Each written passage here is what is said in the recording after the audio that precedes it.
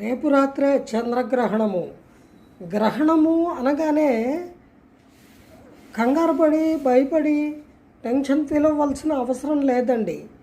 ప్రశాంతంగా భగవద్ధ్యానం చేసుకోవాలి ఆ సమయంలో, లేదా హాయిగా రెస్ట్ తీసుకోండి. అదే ఆలోచన పెట్టుకోకండి. ఒకటి, గ్రహణాన్ని చూడకండి. గ్రహణ సమయంలో ఏమీ తినకండి. జీర్ణ సంబంధిత వ్యాధులు వచ్చే ఆస్కారం ఉంటుంది. అందువల్ల గ్రహణం మొదలవడానికి ముందుగానే సాయంత్రం 6 గంటల్లోపే భోంచేసేయండి. మళ్ళీ మర్నాడు పొద్దున్న తినచ్చు. రోజుకు 3 సార్లు తింటూనే ఉంటాం కదా.